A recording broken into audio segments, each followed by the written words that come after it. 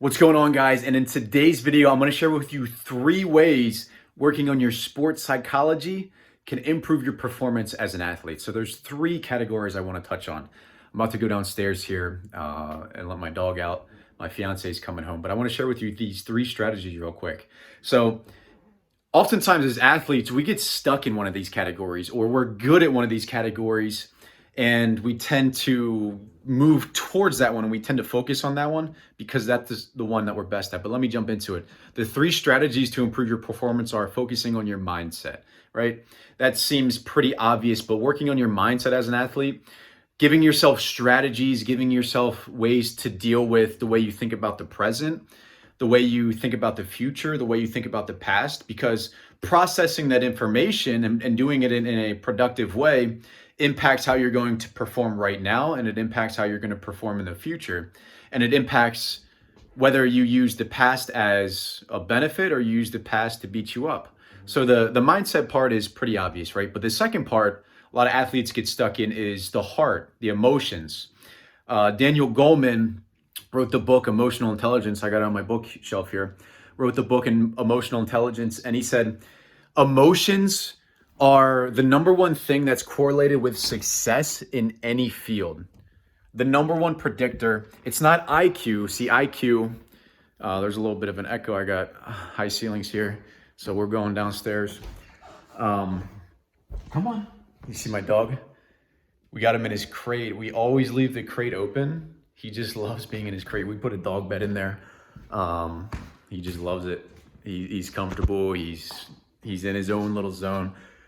But the second part of the heart, emotional intelligence has been the number one predictor of success in any field, not just athletics, not just the business world, not just, relationships, but emotional control. So, do you get stuck in emotions? Do you get stuck in stress? Do you get stuck in doubt? Do you get stuck in worry? Do you get stuck in anxiety? Because the longer you get stuck in those, the longer you're in a negative state, the longer you're in that emotion, the more it takes away from your performance. Emotional intelligence it's not about being emotionless, it's emotional intelligence. Emotional intelligence is figuring out, how can I use my emotions to work for me instead of against me? So using them in a productive way, that's emotional intelligence. And then the third part of working on your psychology that can help your performance is working on your body. So the body is the thing that we can visually see, but there's a lot of aspects to the body that can improve your performance, such as your breath work, right? The breath connects the body and the mind. So it connects all 3 of those things. So your breath work, how you physically present yourself. We all know body language is such an important factor. I did a series on TikTok and people loved it. And they would put thousands and thousands of likes and comments, and talking about just the minute aspects of body language. There's a good book by I think he was a former CIA specialist, but his job was basically to read criminals, to read people based on their body language. And he broke down over 300 different types of body language and what that body language says, or what that body language means in your face and your body and your shoulders. But all of that's important. And that's just one component of your body as an athlete. There's also the way you move your body, right? As an athlete, you have to be able to move your body confidently. You have to move your body in certain ways in the physical aspect of your sport. But the way you move your body and the way that affects those other 2 quadrants are vitally important. The way it affects your mind, the way it affects your emotions, they're all interconnected. So I don't know if you can imagine a Mercedes-Benz symbol, right? Looks triangular, right? But it's actually 3 lines, and they're 3 equal parts of a pie. It's the circle, and it's got the 3 lines in it. You want yourself as an athlete to look like that Mercedes-Benz symbol, in a sense that each piece of the pie is equally distributed. You want, equal progress in your head, equal progress in your emotions, and equal progress in your body. What often happens is, that Mercedes-Benz symbol, or that pie that's divided into thirds, it's like 50% or 60% or 70% go to one of them. You guys all know the athletes that overthink things.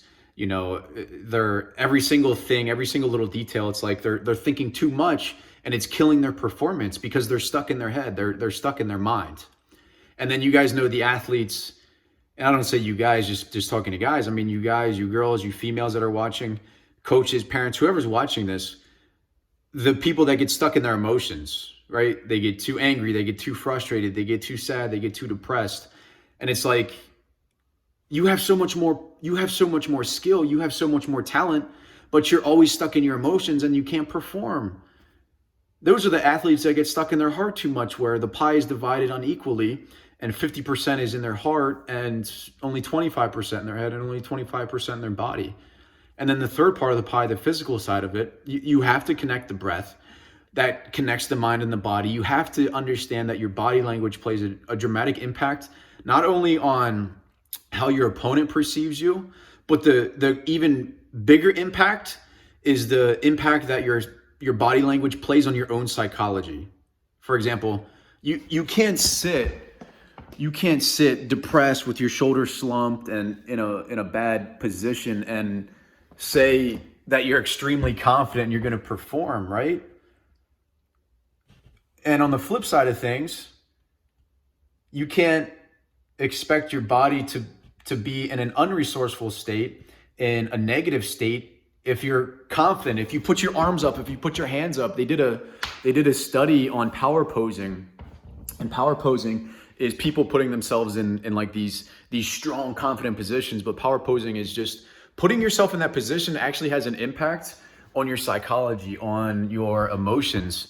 They did a study on blind athletes, and the athlete that was blind and won a race without ever seeing somebody put their hands up. Their body automatically programmed to put their hands up. And you know, some athletes use that position, or they use power posing to put themselves in the right state before a competition or maybe during a competition. But it's a way to connect your body to your mindset, to your emotions, because it's actually biologically, it sends signals to your brain to be in a more confident state. Putting yourself, you know, shoulder slouched or head down sends signals to your brain to be in a depressed state. So the mind and the body are interconnected. The mind, the body, and the heart are all interconnected. And it's vitally important to have all three of those components. So I hope this video helped you out.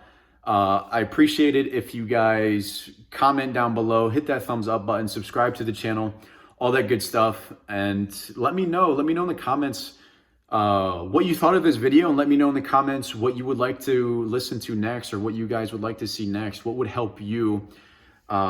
There's three primary, obviously athletes. Helping other athletes is my number one passion. That's my number one inspiration. That's the number one thing I love to do.